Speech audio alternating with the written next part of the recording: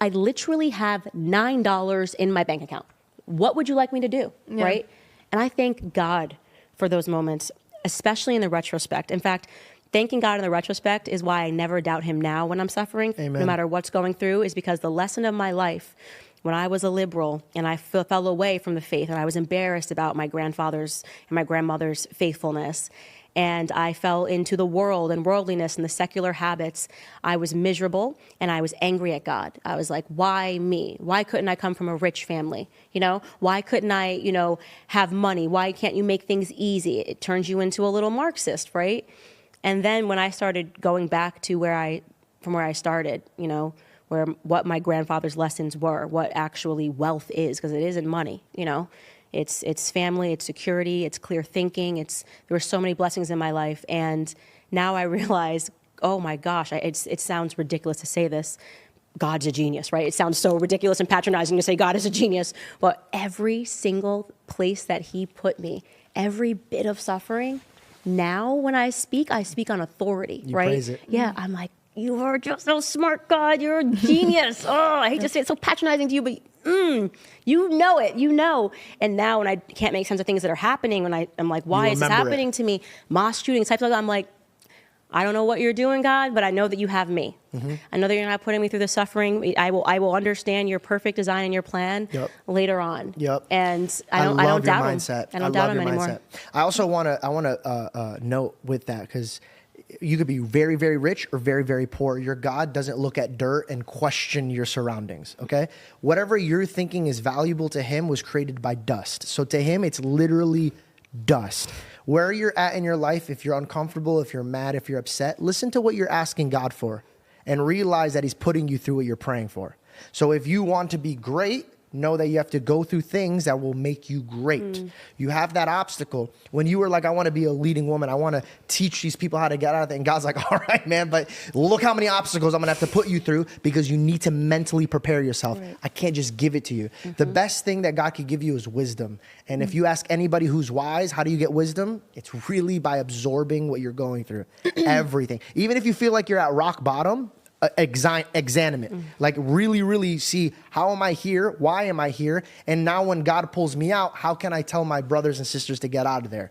Really open up your eyes and fear nothing but the Lord. If you fear nothing but the Lord, then everything else is just literally a game. Life is a game and you're just building up. Very, very proud of you. Yeah, God, he's very intentional. God is so intentional. And yeah, your suffering is intentional. You have to suffer. You have to go through suffering in life. That is a teaching moment for you. And when you make it through suffering, you will be so much stronger. And I think that because I was forged in the fire, a lot of this stuff just seems so ridiculous to me. When people are like, how do you deal with all the mean comments? I'm like, what a blessing.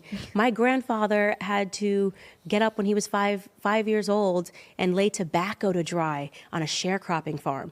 I'm his granddaughter, and I got to deal with mean tweets on the internet. I'm spoiled. They're misspelled too. I'm like, oh my gosh. Oh, my life is so hard. I'm like, everyone's like, how are you so happy? I'm like, because my life is wonderful. If that's the pain I have to go through is an optional mean tweet. I don't have to be on Twitter. You know what I mean? Right. Who cares? Dude, you fix your focus. Your perspective is perfect. Mm-hmm. How do you get somebody to have your perspective, right? Because they could be in the trenches, but if you have your perspective right, it's paradise. Perfect question. Your children are now being raised by their surrounding. You're older. What's your advice to is it a boy or a girl, if you don't mind me asking? My children? Yeah, I have 3, 2 boys and a girl. So is the new one a girl? Boy. A boy. Mm-hmm. Boy, girl, boy. Congratulations. Thank you. Congratulations. The boy is about to turn 18. The world is telling him it's wrong to be a man. But you're teaching him. If you had to tell that young man, this is what you need to gear yourself for the war of life, what would you gear him with? That's actually a question that I get often when I'm on college campuses, and I tell them exactly what I just said is, when people tell me they're going through something hard, I always ask them, what did your granddad do? What did your granddad do for a living? What did his father do for a living? And to hear them talk about, to realize what the time of men, because that's what it was. It was the time of men. Men had to be men. Yeah. And someone will say, oh, he fought in World War II, whatever it is. And I just try to change their perspective, right? Your life is great. Your life is, my goodness, the technology. Even when I think about little things, the convenience of technology, but even with raising kids, how unbelievably spoiled we all are, right? The problem is people aren't given that perspective. They actually think that their suffering is true suffering or true hardship. And what's amazing is that the people that lived through what I would say was true suffering and true hardship don't have that perspective. They don't complain. No, they never complain. Because they don't play victim, they play victor. Right. So the problem is like, that actually is a direct quote from me that was taken from Turning Point. Really? Yeah, I swear. Wait, what I just said? Damn, Belle. Yeah. My mom says, my Yeah. mom has said that. No. No, I swear to you, my mom has said that my whole life because my mom's had an absolute wild life, you know, and we had our own tribulations when I was younger. And she'd always look at me and she's like, in life, so you could either be a victim or you could be a victor. You choose what you want to be. I love that. And that's because nothing is original under the sun. Of course, your mom, yeah. But I think that's amazing. How dare you steal from her mother? No way, I know. We're going to let her mom mint that. Yeah. But that is the right perspective to have. And it's like, actually, the best thing to teach them is like, you're just not a victim. You have it so easy compared to how this person had it. And that's why it's so important. And this is what the reason why the children of rich people tend to become Marxists and is because they want to rinse themselves of the guilt of their wealth. It's because they had no suffering. They don't know about how their parents made that wealth. They don't know about where it came from. It's too easy, right? They don't know that when you go back, somebody suffered for that. You know what I mean? Somebody was suffering to create that. And then unfortunately that person, whoever that person was, didn't do the right thing and raise you right and make you understand what they went through to achieve that success. And so it is incumbent upon parents that are successful to make sure that you raise your children with the right perspective. And even if you are a parent and you are not successful you think that, we're not making enough money. No, I actually find people with the best values come from homes where they don't have it all, right? Yep. Preach. Because their perspectives are better. You get to work for it. And I think most of the time when somebody tells you something, you're not ready to hear it. So you're not going to take in what the person is telling you. But when it comes back to you having to deal with the problems at hand, those are the tools that are building you up to be the woman that you are, the same way that you got built up to be the woman that you are. Yeah. And so, they need those experiences, you know? I truly, from our perspective, right? Belle had a different upbringing that I had. She had more of a turbulence. Like a silver spoon is like degrading to what I had. Like I had everything. If I even pumped fake looked at something, I'd have it. Like I had everything my eyes ever had. My dad would literally spoil me to a degree where I tell her stories and I start feeling guilty. I'm like, all right, man, like maybe I should like not talk about my life. Like people think I'm exaggerating, but my life was unbelievable, right? But how did I become the mindset that I have? My mom and dad focused on two things. Most importantly, God. I ain't nothing without God. They're nothing without God. And then two, they changed my focus into never wanting, but being grateful. So always working for it. I'll give you an example. If I was in music, if I wanted a microphone that was expensive, my dad wouldn't shorten it because he worked hard in his life, but he would make me perform in front of him and his friends for like freaking days, for freaking days, bro. It's embarrassing. And he'd be like, I don't believe you believe in the song. Get out of here. And I'm like, oh my God. So I realized that it has nothing to do with your wealth and it has nothing to do with you being poor. How are your parents raising you? It's everything about that. The reason why poor parents probably raise their kids better because they're probably around them more. And they're teaching them, I don't want you to have this life forever. I want you to know this and this and that. And then rich parents are like, you don't even have to worry about it. Here, have this. And you have no idea how bad you just poisoned your bloodline. Right. I totally agree. And victim mentality will always be a cancer in your life. Like no matter what you go through, just find a way to think about it and go, what a blessing. This is a blessing because, begin the sentence that way. This is actually a blessing because, I recently had a thing and I was like, this is a blessing because da-da-da-da. And I'm good about it. And everyone's, oh, I'm so sorry. I'm like, don't be sorry. It's cool. It's cool. Like, this is actually great because of this. And you will see how much it changes you as a person. It changes how people respond around you. People love to be a victim. I don't get it. It's weird. The trauma dumping on the internet. And yeah, it works. People cry on the internet. They're oversharing about things of their life. I was just diagnosed with a bad pinky, whatever. And then they're, oh, I'm so sorry. I'm so sorry. I'm so sorry. And I am so sorry for those people. I am so sorry. This is what you have to resort to for attention. I am so sorry that your life is so void, right? That you don't realize that you are tremendously blessed in every single way. And that the message that we should be sharing with people is that no matter what suffering you believe that you are going through, it is without a question a gift that has been hand-picked for you by God.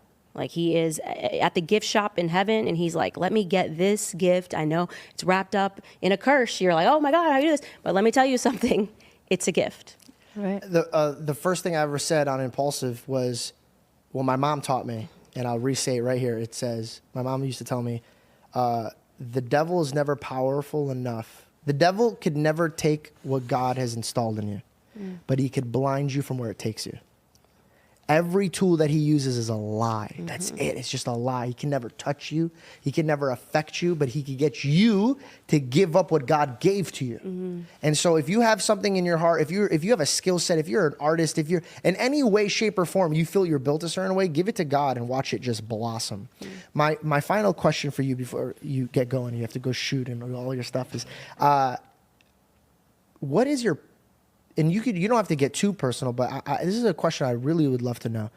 What do your prayers look like with you and God? Well, yeah, that is a very personal question. You don't have to dive into all the details. No. I mean, I will be honest. When my husband and I pray together, it is just about, first and foremost, we just have a ton of people that we name that we ask him to, intercede on behalf of their lives. This is, we pray for this person, this person, this person, this person. So the majority of the prayer, I would say, is just praying for other people. I believe it or not, we pray for our enemies. No, that's beautiful. Yeah, and I mean it to people when I'm like, I genuinely wish you well. Because where you are at right now is such a dark place. If you can do these sorts of things, that I can't even really be mad at you. I have to feel bad for where you're at, because I'm not there. And then it is just giving thanks, and without question, I always ask him for strength to continue doing his will in the world. Is probably that's a direct thing that I say in all of my prayers. Thank you for the continued strength to keep doing your will in the world. Amen.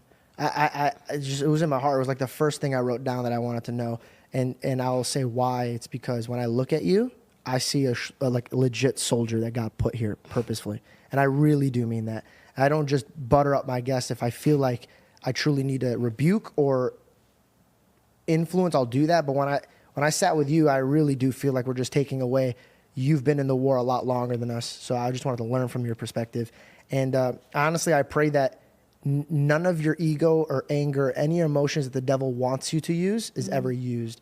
And I just pray that not only you, but your bloodline is multiplied, and there's a lot of blessings that come your way. I really do. I really pray for that. Well, I just want to thank everybody watching, because I think people always come up to me and they say, I pray for you. And that is the only thing I ever ask people to do. If you ever want to help me, just pray, because obviously the prayers have been working, and God has given me the platform that I have today. And it is obviously a platform that I'm grateful to have, but it wouldn't be here without the people, that invested in me by watching a video, subscribing to my YouTube channel. Everything that I have is because God gave me the strength and people believed in me. And so I will always be honest with them, no matter where it lands, no matter what firestorm I have to go through. Yeah. I just don't lie for a living, You're such a beautiful soul. Thank you. You guys are so sweet.